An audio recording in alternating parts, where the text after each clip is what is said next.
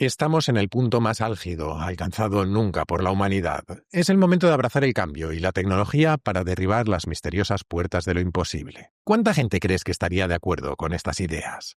Vivimos tiempos de inteligencias artificiales, terapias genéticas y cohetes espaciales.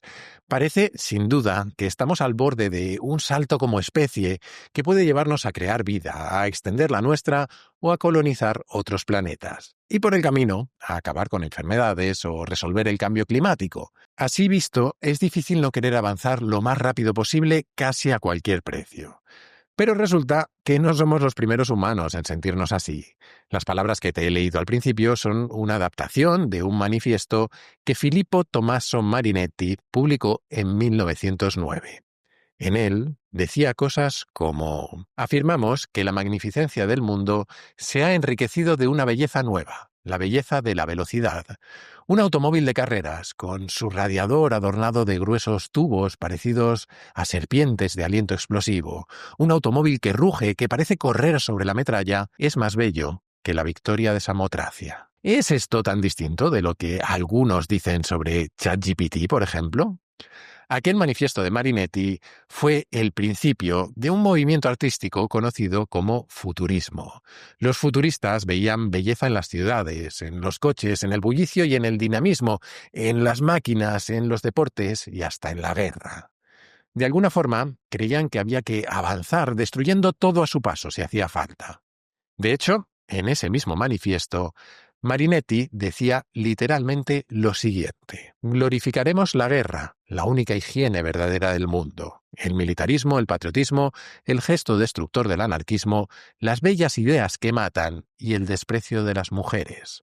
Destruiremos museos y bibliotecas y combatiremos el moralismo, el feminismo y todas las demás cobardías oportunistas y utilitarias. Oyendo esto, no sorprenderá a nadie que el futurismo estuviese entre los movimientos que inspiraron al fascismo italiano, lo cual nos obliga a hacernos una pregunta. ¿Y si estamos repitiendo los mismos errores?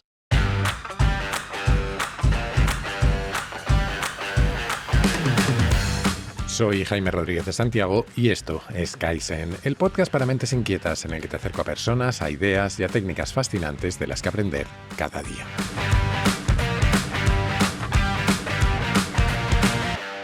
En el primer capítulo de esta miniserie te planteaba un escenario de partida: cómo funciona nuestro mundo y la enorme dependencia que tenemos de los combustibles fósiles. Y no lo hice porque sea lo único que importa para nuestro futuro, aunque es importante, sino porque creo que es un ejemplo estupendo con el que reflexionar acerca de esa tensión que parece existir entre seguir empujando el progreso humano en busca de premios cada vez mayores, a pesar de los riesgos que eso pueda conllevar, o frenarlo e incluso dar algunos pasos para atrás para minimizar los riesgos, aunque eso signifique que no desarrollemos todo nuestro potencial. Pues bien, hoy vamos a asomarnos a una de las dos respuestas más habituales a este dilema, la del aceleracionismo, con la que, debo advertirte, seguramente yo más simpatice.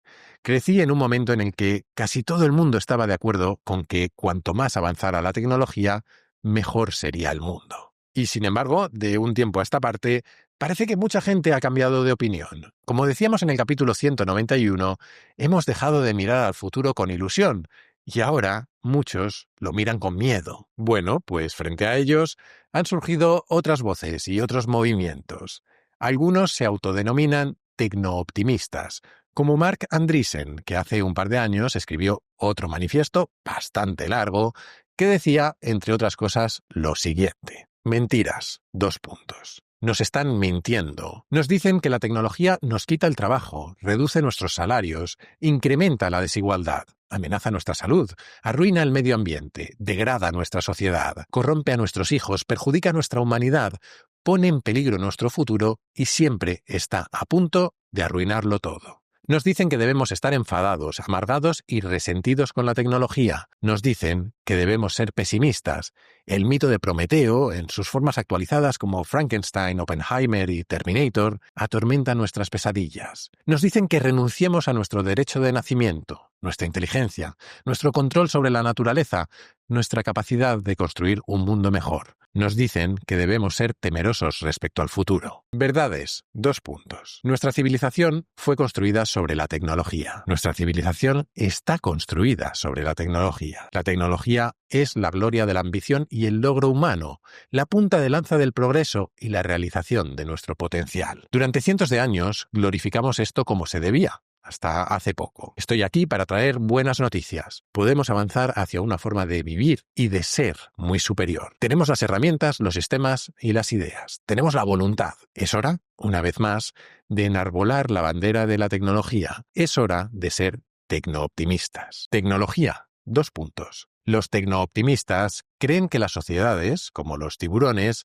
crecen o mueren. Creemos que el crecimiento es progreso, conduce a la vitalidad, la expansión de la vida, el aumento del conocimiento y un mayor bienestar. Estamos de acuerdo con Paul Collier cuando dice: el crecimiento económico no lo cura todo, pero la falta de crecimiento lo mata todo. Creemos que todo lo bueno surge del crecimiento. Creemos que no crecer es estancamiento, lo que lleva a una mentalidad de suma cero, luchas internas, degradación, colapso y, en última instancia, la muerte. Creemos que no existe ningún problema material, ya sea creado por la naturaleza o por la tecnología, que no pueda resolverse con más tecnología. Tuvimos un problema de hambre, así que inventamos la revolución verde. Tuvimos un problema de oscuridad, así que inventamos la luz eléctrica. Tuvimos un problema de frío, así que inventamos la calefacción. Tuvimos un problema de calor, así que inventamos el aire acondicionado. Tuvimos un problema de aislamiento, así que inventamos Internet. Tuvimos un problema de pandemias, así que inventamos las vacunas. Tenemos un problema de pobreza, así que inventamos tecnología para crear abundancia. Danos un problema real y podremos inventar la tecnología que lo solucione. ¿Qué?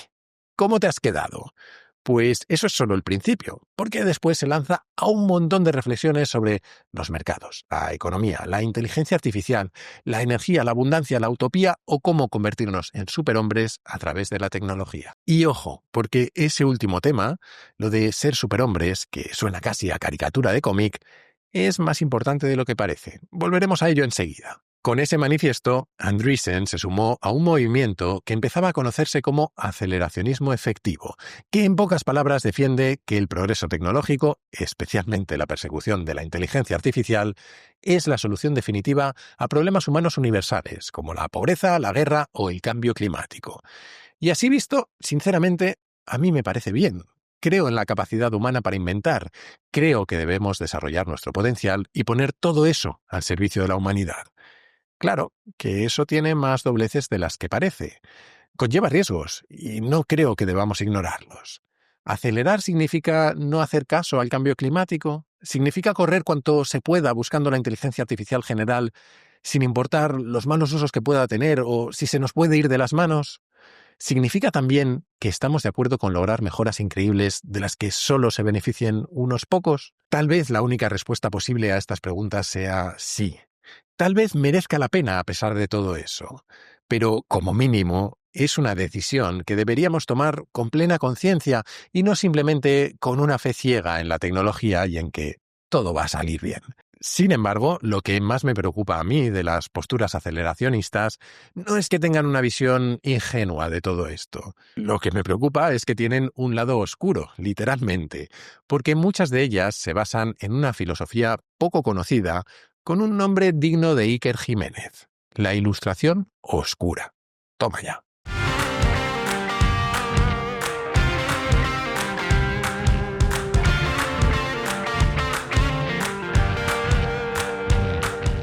Dentro de ese extraño nombre de ilustración oscura se mezclan un montón de cosas, algunas muy locas, hasta el punto de que se parece mucho a ciertas distopías de ciencia ficción. El nombre original proviene de un tipo llamado Nick Land, que esencialmente propone que acabemos con las democracias liberales y evolucionemos a formas de gobierno más autoritarias que no tengan los frenos actuales que entorpecen al capitalismo. Y es que defiende que el capitalismo nunca se ha desarrollado realmente porque siempre ha sido controlado por la política. Land describió estas teorías en los 90 y en los últimos años se han acabado mezclando y fusionando con las de un bloguero estadounidense llamado Curtis Jarvin, que, entre otras perlas, piensa que las democracias son como sistemas operativos desfasados y que los estados deberían romperse en entidades más pequeñas controladas por empresas tecnológicas. De hecho, defiende que la democracia en Estados Unidos debería sustituirse por una especie de monarquía. Debería estar controlada por un CEO, básicamente una forma más amable de hablar de dictadura, y que ese CEO debería tener la capacidad de eliminar toda burocracia y todo el exceso que suponen los funcionarios y las entidades públicas. Y bueno, todo esto podrían ser simplemente las extrañas ideas de dos tipos peculiares, pero lo cierto es que no solo se han extendido bastante por Silicon Valley, sino que están detrás de muchos de los impulsores del actual gobierno de Donald Trump. Entre esos impulsores está gente como Peter Thiel, de quien hablamos hace mucho tiempo, en el capítulo 102, que dedicamos al concepto de individuos soberanos. Thiel lleva tiempo persiguiendo la posibilidad de crear ciudades-estado, comprando terrenos en Nueva Zelanda a los que retirarse si hubiera un colapso de la civilización, invirtiendo cantidades enormes de dinero en tecnologías que le permitan extender la vida, incluso indefinidamente. Y es aquí donde entra aquella idea de los superhombres, porque entre los aspectos más inquietantes de todo este movimiento están las similitudes que tiene con las distintas versiones del fascismo que vivimos en Europa hace más o menos 100 años. Los nazis se agarraron a la idea del superhombre para construir toda esa narrativa sobre que la aria era la raza superior. Y con esto no quiero decir que Thiel o que Trump o toda esta gente sean nazis, ni que piensen necesariamente como ellos. Vete tú a saber qué pasa por esas cabezas. Pero sí que creo que hay ideas que vuelven una y otra vez a la humanidad, como la de crear una raza superior con la tecnología o la selección genética, una raza a la que, casualidades de la vida, siempre pertenece aquel al que se le ocurre la idea. Y normalmente aquello no acaba bien. Vale. Paremos aquí por un momento. Ya sé que todo esto es mucho para procesar, seguramente demasiado. Y obviamente creo que ya intuyes que mi opinión no es muy favorable. Pero dado que no hace tanto tiempo dedicamos un capítulo a defender las herejías, pienso que es importante que nos hagamos algunas preguntas incómodas. Por ejemplo, ¿se equivocan o mejor? ¿Hay cosas en las que pueden tener razón? Quienes defienden estas ideas parten de varios argumentos básicos. El primero, que el progreso no está garantizado. Elon Musk suele poner el ejemplo de cómo, tras llegar a la Luna y visitarla unas cuantas veces, Estados Unidos perdió primero el apetito y luego la capacidad de hacer misiones espaciales. Y creo que es evidente, al menos para mí, que poco a poco, en los últimos 100 años, hemos ido reduciendo nuestro apetito por el riesgo. En lugar de intentar crear coches voladores, nos dedicamos a hacer redes sociales. Y no digo que esté mal, pero sí que ha sucedido. Y que ha sucedido en Occidente, porque otro de los argumentos habituales a favor de estas posturas es que otras culturas no tienen nuestros remilgos ni nuestra supuesta superioridad moral.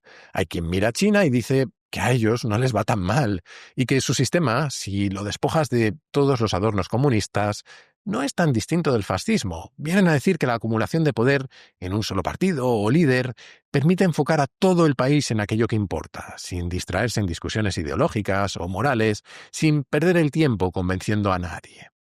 Y luego está el argumento de que en las democracias los gobiernos se convierten inevitablemente en gigantescas maquinarias burocráticas que engordan sin parar, llenas de ineficiencias e ineptitud, que es algo que muchos intuimos que puede ser más o menos cierto.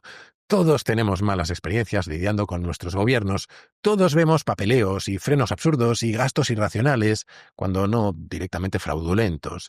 Así que, normalmente, casi todo el mundo está de acuerdo en que hay excesos que resolver. La diferencia está en que hay quien piensa que hay que cortar con bisturí y quien cree que lo que se necesita es una motosierra. Yo, personalmente, me conformaría con que se usara el cerebro. Pienso que, como sucede casi siempre, el problema de estas posturas no está en el diagnóstico. Claro que nuestras democracias están llenas de defectos y cosas que solucionar. El problema, para mí, está en la solución que proponen, porque esencialmente se basa en decir que la libertad absoluta es el fin último, que el objetivo es simplificar el mundo y eliminar todo aquello que les parece estúpido y que se interpone en su camino. Pero el mundo no va a ser más sencillo porque tú te empeñes. Y lo que a ti te parece un obstáculo estúpido, tal vez sea lo que evite que otro se muera de hambre. O como decía Isaiah Berlin, la libertad para los lobos suele significar la muerte de las ovejas. Y hasta aquí el capítulo de esta semana. Kaizen y yo volveremos la que viene, pero como siempre te animo a suscribirte y recomendar el podcast allá donde lo escuches o veas, pero especialmente a tus amigos, que creo que es la mejor forma de que siga creciendo. Además, si quieres apoyarlo económicamente y ayudarme a que pueda hacer más y mejores contenidos, puedes unirte a la comunidad Kaizen, que tiene también un montón de ventajas. Tendrás acceso a un foro en el que encontrarás a otros curiosos compulsivos, recomendaciones de cientos de libros y películas, tendrás acceso a contenidos exclusivos como los guiones del podcast y a un feed privado para escucharlo sin publicidad y antes que nadie. También podrás reservar sesiones de mentoría conmigo, participar en los encuentros virtuales que hacemos cada mes y tener acceso prioritario a las grabaciones en directo.